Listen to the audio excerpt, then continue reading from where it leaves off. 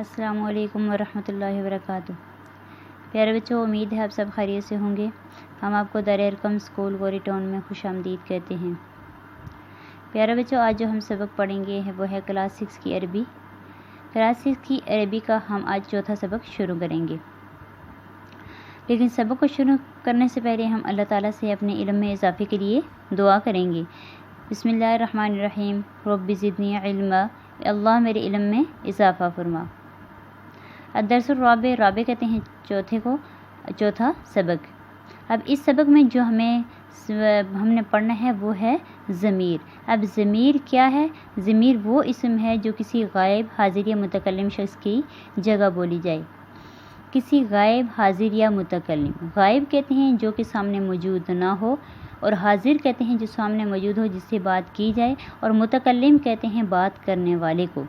اس سبق میں واحد غائب اور واحد حاضر اور متکلم کی ضمیروں کے استعمال کی مشق کروائی گئی۔ سب سے پہلے جو ضمیریں پڑھیں گے وہ کس کے لیے ہے؟ مذکر کے لیے استعمال ہوئی ہیں۔ مذکر کے لیے کون سی ضمیریں استعمال ہوئی ہیں؟ انا، انتا اور ہوا۔ انا کا مطلب ہوتا ہے میں، انتا کا مطلب ہوتا ہے آپ، ہوا کا مطلب ہوتا ہے وہ۔ انتا کا مطلب تو بھی ہو سکتا ہے اور آپ بھی ہو سکتا ہے، ٹھیک ہے۔ انا استاذن، میں استاد ہوں۔ انتا تلمیذن، آپ شاگرد ہیں۔ ہوا تلمیذن، وہ شاگرد ہے۔ اب وہ کون شاگرد ہے اس کے بارے میں ہمیں نہیں پتہ، یعنی یہ کسی غائب کے بارے میں ہم بات کر رہے ہیں۔ من انتا یا خالدن، اے خالد آپ کون ہیں؟ انا تلمیذن، میں شاگرد ہوں۔ من انا، میں کون ہوں؟ جیسے کہ آپ کو پڑھانے والا آپ کا استاد کوئی ہو تو آپ سے کہے کہ من انا، میں کون ہوں، تو آپ کیا کہیں گے؟ انتا استاذن، کہ آپ استاد ہیں۔ من ہوا، وہ کون ہے؟ ہوا تلمیذن، وہ کون ہے؟ وہ شاگرد ہے۔ آگے حل کا مطلب ہوتا ہے کیا، یعنی کہ کسی سے سوال کرنے کے بارے میں یعنی کہ بات کی جاتی ہے کسی کے بارے میں سوال کرنے کے لیے کہ حل انتا تلمیذن، کہ کیا آپ شاگرد ہیں۔ یعنی آپ سے اگر کوئی سوال کرے کہ حل انتا تلمیذن، کیا آپ شاگرد ہیں، تو آپ آگے سے جواب دیں گے کہ نام انا تلمیذن، جی ہاں میں شاگرد ہوں۔ حل انتا استاذن، آپ اپنے استاد سے سوال کریں کہ حل انتا استاذن، کیا آپ استاد ہیں۔ لا بل انا تلمیذن، آپ استاد سے نہیں بلکہ آپ اپنے کسی دوست سے سوال کریں کہ حل انتا استاذن، کیا آپ استاد ہیں، تو وہ آپ کو آگے سے کیا جواب دے گا کہ لا، نہیں، بلکہ انا تلمیذن، میں شاگرد ہوں۔ لا کا مطلب ہے نہیں، بل کا مطلب بلکہ، نہیں بلکہ میں شاگرد ہوں۔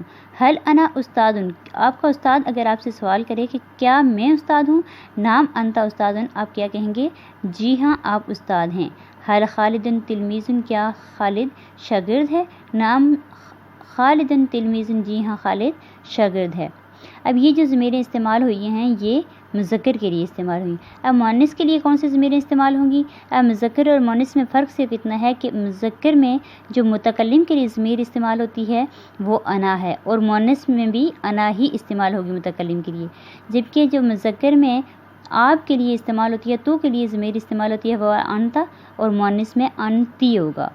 اور مذکر میں ہوا ضمیر مذکر کے لیے استعمال کی جاتی ہے، جبکہ مؤنث میں ہیا ضمیر استعمال کی جاتی ہے۔